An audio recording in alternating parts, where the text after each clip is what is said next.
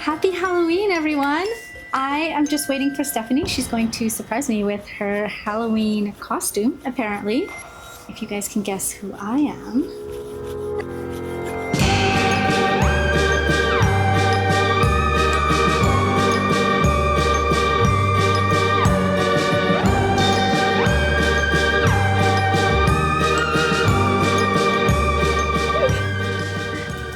See, this is what Stephanie looks like, but it's a different Goosebumps. Oh my gosh. Wait, it is creepy. And I am from Scooby-Doo. And which one am I from, huh? 90s kids, you'll totally know. So we got some Goosebumps books here.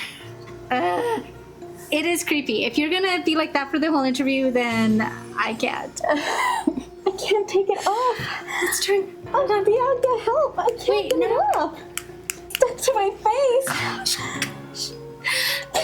Are you joking? Yes.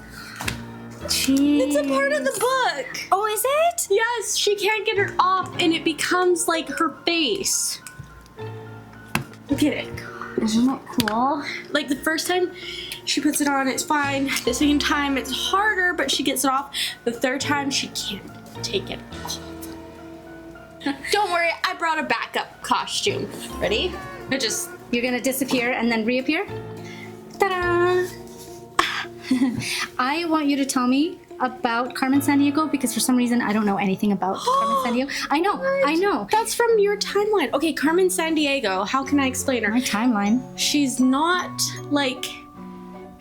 a good guy, but she's not a bad guy. She's like an in-between. It was like a whole game back in the day. They're like, who can find Carmen Sandiego? And you're like a spy trying to like find this like master.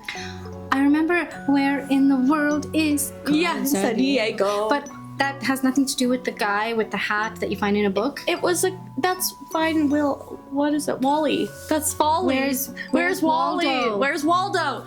Wally is his name in Australia. That's why I keep calling him. Yeah. Welcome to Positively Literary. Positively spooky literary. And It is. It's our Halloween episode. Yay. If you hadn't tell, with my mask. Which she wanted to surprise me with, and I thought you were gonna have Sailor Moon. What happened to Sailor Moon? The costume was a little too revealing. Suggestive For you know what? I love this. This is like a reporter. Is that what she is? Carmen Sandiego? No, but she gives off a little bit of that vibe, hey? Yeah. You're gonna scare the children on daytime TV.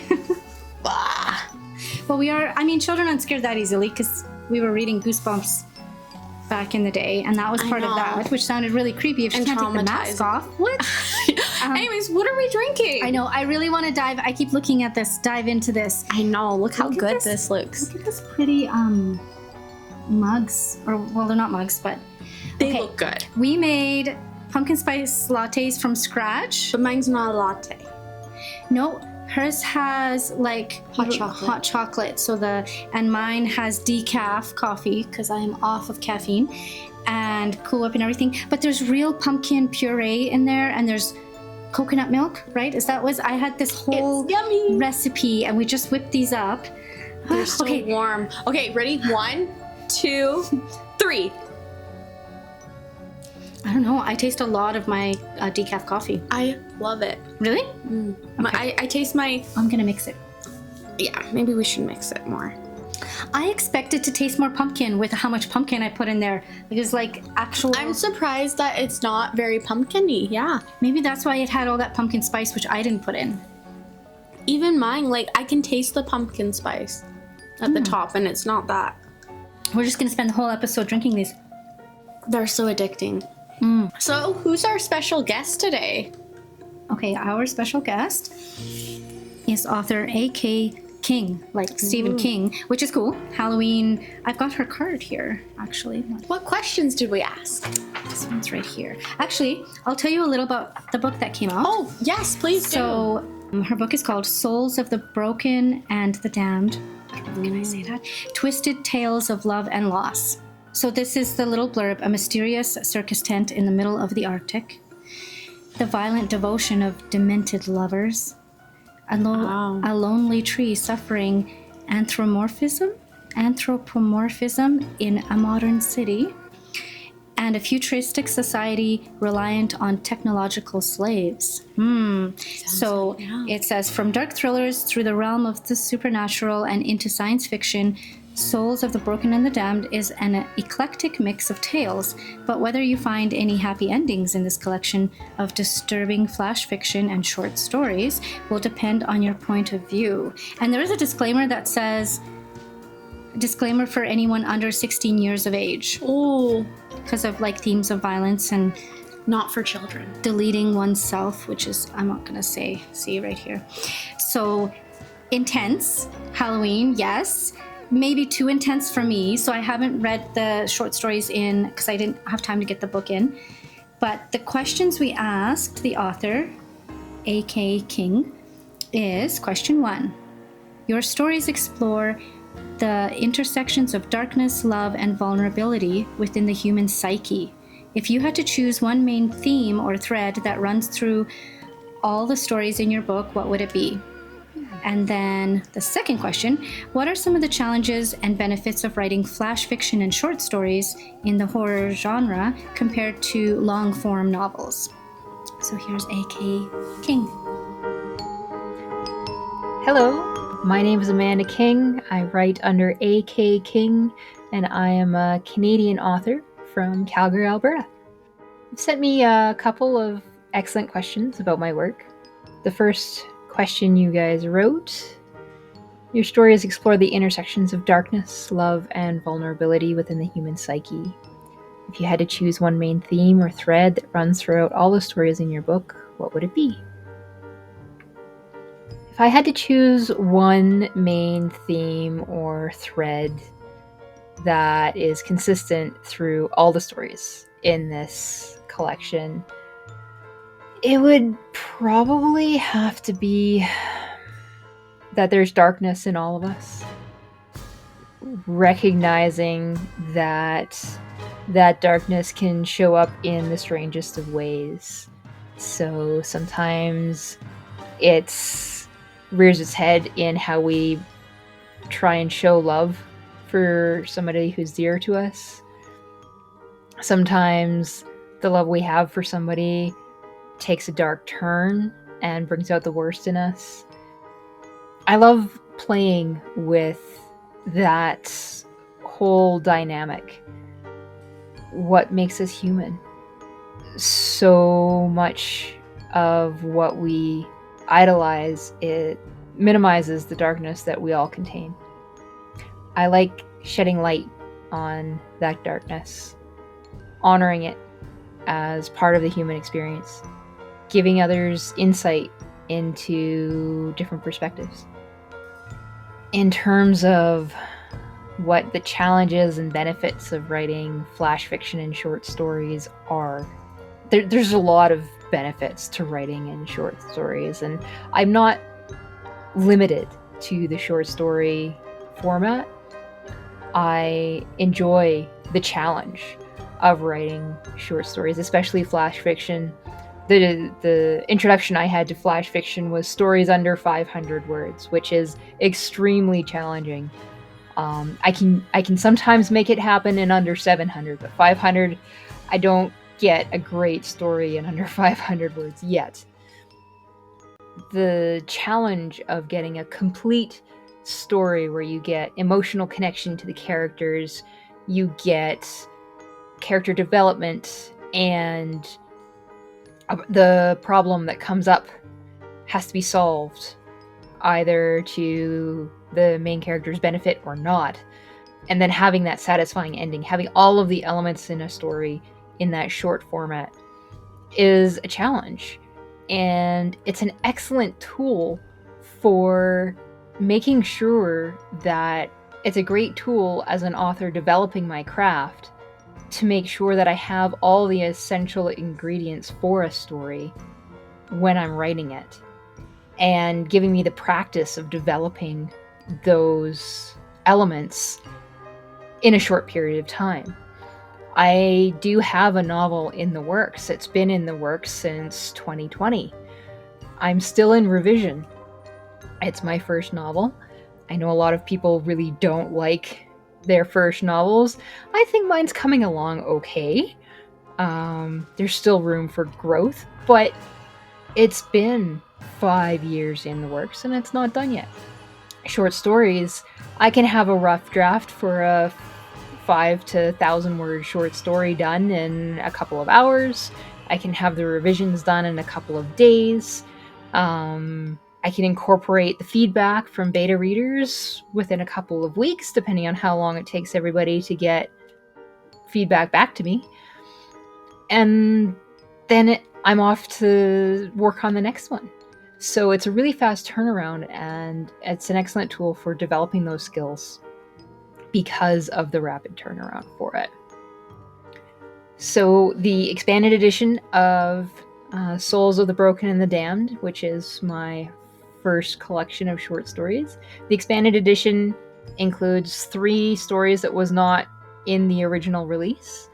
It is now available for pre-order through Amazon, and it will be available through the library system in ebook form as well. Paperback edition is still in process, but it will be launching before the end of October 2025. People are interested in getting the latest updates. They can subscribe to my email list at ak-king.com. And my website is the best place to find me. I have social media. I'm not on it terribly often. And I'm probably moving away from it as much as possible.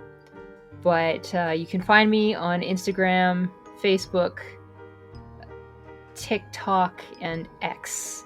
Either AK King Author or AK King _author. I hope this works for you guys.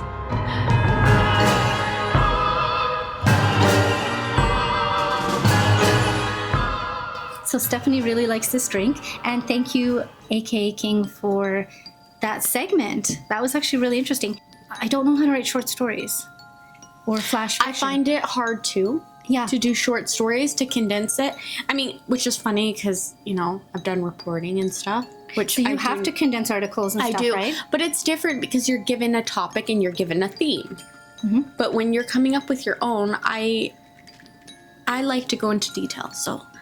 So good on you. It takes a lot. Trust me, like some people are like, oh, writing short stories is no big deal. No, that's a lie. It is a big deal, and it's quite difficult to do it tactfully. So she's very talented to be able to do so. Mm-hmm.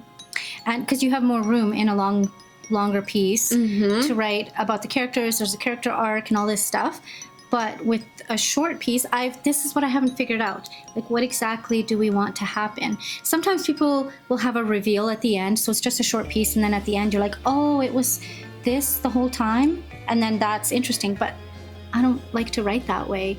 And I always end up writing a lot of dialogue, so when I try to write short stories, I've got this conversation going back and forth, and I haven't had time for something to happen. Oh, I see you found my... Sorry. I'm playing with the hand. I have ADHD, okay? I play with the little hand pen. I just almost want to stroke your glasses.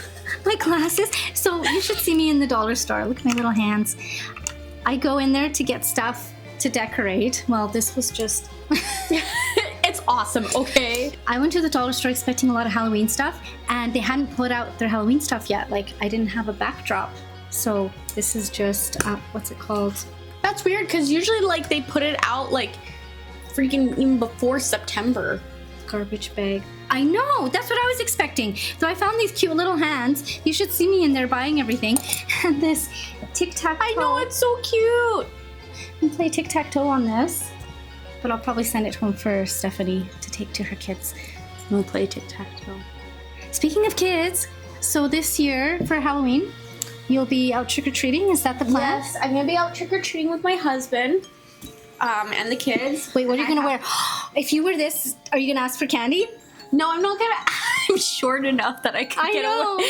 We're both really short, so we can get I away bet with it. I could totally actually. I did that a couple years ago, and I probably told you about it in our last Halloween episode. Yes. About how we went with me, my sister, and my mom. We actually went trick-or-treating. And no one realized you were a We're doll. really short, and then you just get a mask like this, where you're Yeah. like, stuff is getting sweaty. And So my husband got a terrifying mask. Like it is. You think this one's bad? It's nothing compared to the mask. okay, but then he's gonna actually scare children. Yeah. How do you feel about that? Is that a good idea? I mean, maybe if it's in the spirit of Halloween. You're a little girl. Isn't she gonna be scared of this very terrifying mask of yours? Actually, she's seen it and she stole it and tried to put it on herself and scare the boys with it. I could see that. Yeah. Yeah. I'm like, wait a Okay, minute. I have to show a picture of him wearing it. It's Okay. so cool. Okay, here's a picture. Boom.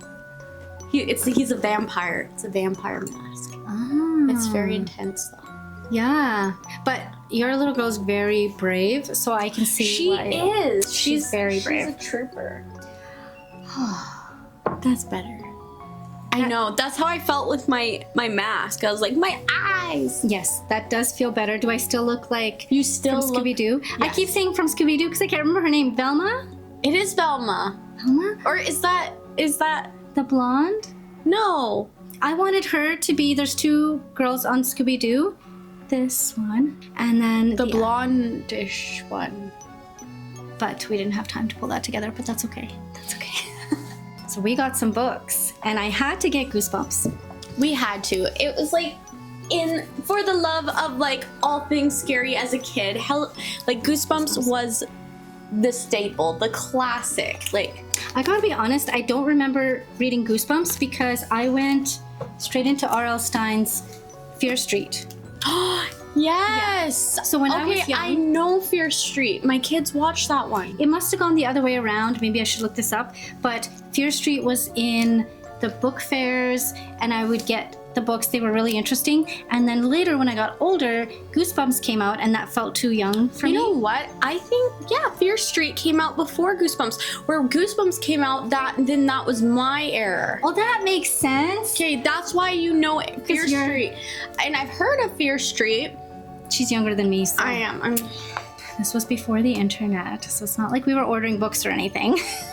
She's like, And once a year, the book fair would come, and these are all new books, Yes. right? And I lived in Claresholm, so I think that was the only time of year where I should have brought Bunny Cula. One of the first books I ever read that was like, Halloween themed or whatever was Bunny Cula. So it's a bunny. What's Bunny Cula? The bunny is a little vampire, Oh, that's so cute. but he sucks vegetables in the fridge. So That's awesome. So there's a cat, Harold, I think it is, and a dog, or maybe a dog is Harold, a cat and a dog, and they're investigating. Like the family's like, whoa, the vegetables are white, and then they're like, what's going on? And the cat is like, it's that bunny, because he sees the cat. Oh, the because bunny escapes his little. and he's sucking the life out of the vegetables. And he's like, next it's gonna be the family. We need to get rid of the bunny. It's really cute, and I remember I loved it, and I was waiting for the book fair to get. There was more than one book to get book 2 or something. One of my favorite memories, and I would get a bookmark. That was the only time I would get. I don't even think we had a bookstore. I mean, don't quote me on that. But in Claresholm, a very long time ago. I mean, there was a library, but you can't buy like a brand new bookmark. Yeah, That was I one know of my what you mean. favorites. Yes, they did have bookmarks. That's the same where I grew up in Yeah. Karsten, Oh, okay. where they had a library, but we didn't really have like a bookstore to like go and buy nice. You know how special it was to get like a brand new bookmark? And to have the smell, that smell. Yes. Yes. She Anyways, knows. okay, So R.L. Stein, Goosebumps. and then, okay, who hasn't seen this series on Haunting of Netflix? Hill House. I read My it gosh. and saw it. So I read the book and Okay, then watched what the did you series. like better? Honest. Was the series close to the book? Yeah, I guess, but I did like the book better. Okay. Yeah. I want to hear, because I haven't read it, but I watched the series. To be honest, I think because the series did scare me, or was it one movie or a series? I thought it was. It like was a one- series. It was Was a it a series. series? Okay. Yeah. So the way they set up films and then jump scares, or I don't even know if it had jump scares, but that feeling of not sure what you're gonna see, and it's like kind of like ominous. And the music, sometimes I have to turn on the music because that's the part that's so scary. I did too. Yes, it's the music. Actually, if you notice when you're watching a scary show, if you like mute the sound and something pops up, it's literally not scary. It's the music. It is the music that's scary. So. It is. I had to do that. Yeah. And so I don't usually watch scary things. I watched it because I had read it. So It's very artsy though. Even the series, like there's so much symbolism going on behind. Like if you pay attention, like the scenes behind the main characters, there's like things passing by. It was so well done. I have to say, like whoever, the story writer, what's her name? Shirley? Shirley Jackson? Yeah. Freaking genius. This, like, even though it's scary and it's horror, it's very artsy. Like, it has such a creative art streak that's just well done. Just, it's a masterpiece, I have to say. I can't stop staring at this. Oh, another Fear Street. Prom Fear Queen. Street. So typical. So 80s. So, like, you know they made a series about this, right? No. Yes, it's on Netflix. It's really messed up and disturbing. But I was shocked because I watched it with my husband. I am shocked that R.L. Stein wrote Fear Street. But I do find that there's a lot of horror or scary movies that have to do with high school, prom, that kind of stuff. It says... Okay, I can't handle this. I'm gonna have to call my husband because he'll tell me faster. And then we're like, now back to your regular programmed. Jerem, this is driving me nuts. I'm live right now, so what is the name of that show we watched recently on Netflix about the witch that got her hand cut off? But R.L. Stein wrote it. Yeah, R.L. Stein does. Oh, Haunting Hour. That's what I'm thinking of. Okay, I love you. I gotta go because I'm filming, but I love you. Okay, bye. I cleared up. Okay, R.L. Stein's written so many. So he wrote Goosebumps. He wrote Haunting Hours, another one that's similar to Goosebumps, but it came after Goosebumps. And that's why I was shocked when you said Fear Street, because coming before Goosebumps, I was like, no, it came after, but I was thinking of Haunting Hour. He wrote Goosebumps, Haunting Hour, but before Goosebumps, Fear Street, and it is on Netflix. It's really psycho. I watched it. The Haunting Hour or the Fear Street stuff? Fear Street. Ah, okay. I remember when Fear Street first came to Netflix, and I was kind of excited because I had read some of the books, but I'd read the one, it's like the boyfriend who was a ghost and stuff like that, and it was actually romantic. And I started watching it, and it was kind of creeping me out and scaring me, and I'm like, I thought this was supposed to be for mid-grade, middle school, so then I turned it off, and I never watched it. So the books are supposed to be middle grade, okay? But the actual series, I would not recommend for children on or Netflix. Middle grade. Yes, it's extremely violent, okay? Very, very, very, very violent and graphic. And some parts I had to close my eyes because like people's hands are getting chopped off in front of. Anyways. Interesting. So I'm going to keep that in mind as a creator. So if my books can be read by a mid-grade audience, or and then they're going to adapt it into Netflix. Oh, speaking of which, we'll get there. Into a Netflix series or something like that. Then, if I have any say, I would be like, it should stay with the people who read. The target audience. Because if you're reading these books, this is why I was excited. I'm like, I read a lot of these Fear Street. I can't wait to watch. I think that's why they made it so graphic, because I don't think they meant it to be with this generation. I think it's for, So then it would be my age. Yes, your age. And I still don't like that, because the books are meant for mid-grade. Like, you sit down with your kids and you're like, and there's some very I used to love this. sensual scenes in there as well. Really? Yes. By the time you guys watch this, hopefully, my novel Arranged Marriage to a K-pop Idol will be ready for pre-order. So I have this little... Wow. Okay, this is awesome, guys. This isn't the cover. I just had this made up. It says, this is the blurb, and then people were signing up to be notified when it goes on pre-order. And I'm hoping by Halloween it'll be ready on pre-order. If so, I'll put it down on YouTube, down in the description. This is the blurb for Arranged Marriage to a K-pop Idol. In a world where a young woman only has two choices, marry by age 17 or be sent to a fertility prison. I changed that. it was or be drafted into the army, but they have to have children, so they get put into a fertility prison. An finds herself in an arranged marriage to K-pop idol Taejung, who is running from the paparazzi and his government. Can Taejung and An stop the One World Nation's plot to use K-pop concerts and fans to win the world election? Or will Taejung be pulled back into the K-pop world and An lose her first love? It's a dystopian. I'm so excited. If I have more information, I'll add it at the end. Do you think I'd be allowed to do that for Rogers TV? I think it should be fine. We're not advertising. We're just saying excited for this read. This is for authors and writers, right? This show. So I'm gonna tell you guys about why pre-orders are so important. Oh, yes, please do. If I put my book on pre-order, and let's say 30 people are really excited and they pre-order it, right?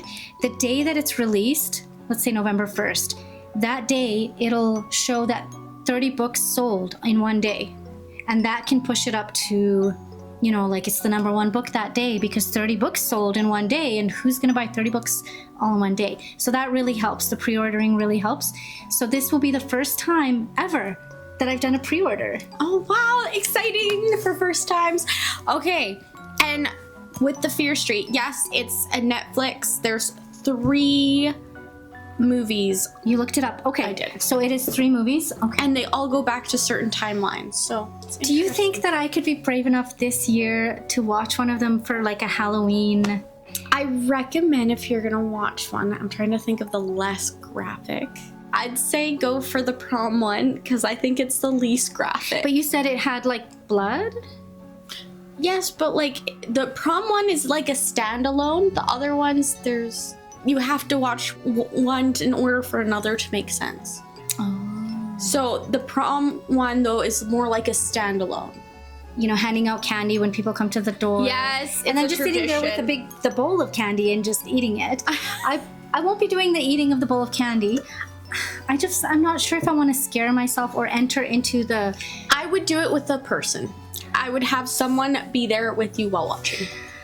So if there's a person out there, let us know in the comments what you're watching this Halloween. A couple other books that I wanted to mention. I never read the Da Vinci Code. I never watched the Da Vinci Code. Did you? No. It was big in its time. And I had this book by Dan Brown called Angels and Demons. So I've actually had it on my shelf for a really long time. And I'm like, I'm going to start reading it. And I did. And it's actually interesting. There's a lot of science in it and it has to do with these scientists who are trying to prove the existence of God through science. Anyway, it's very interesting.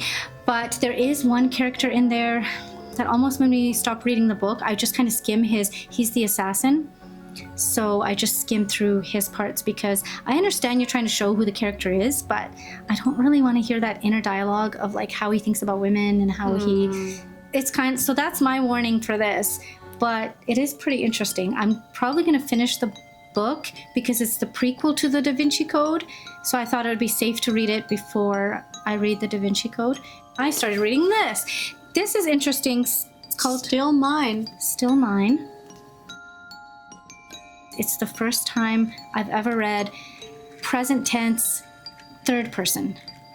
So I understand present tense first person, but present tense third person really kind of throws me off. I'm trying to get used to it. I'm going to give you some examples because I even marked it.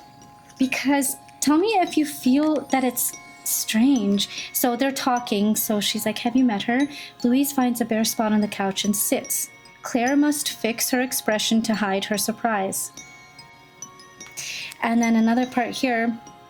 It will take some concentration to keep up with the way Louise passes from one era to the next.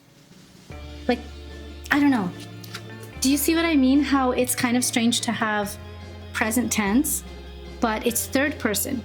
It's pretty interesting. She's running away from something and she goes to this town.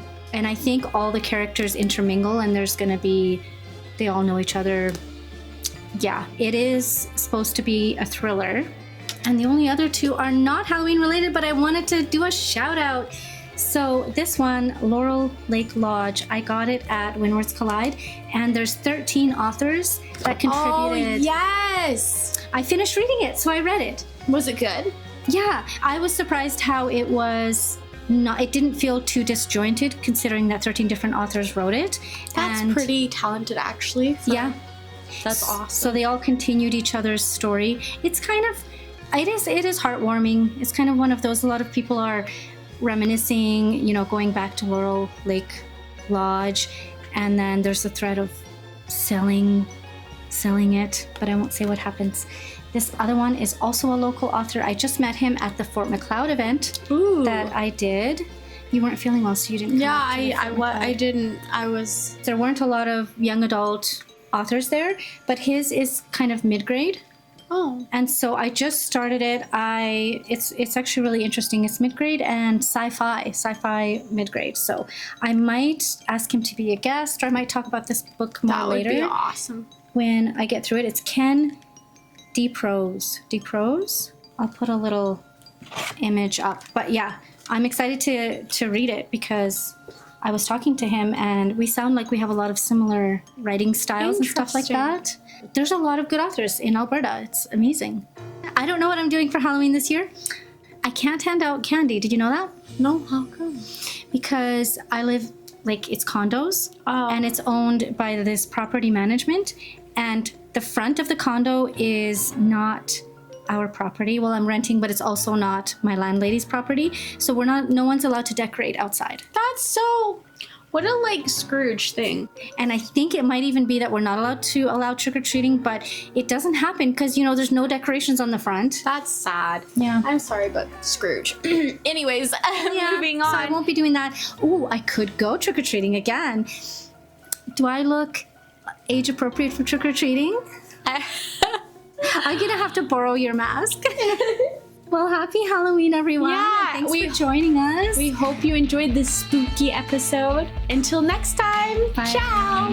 Woke up feeling like a creep, so hungover I couldn't speak. I met the Grim Reaper last night, and he shook my hand in the end and said,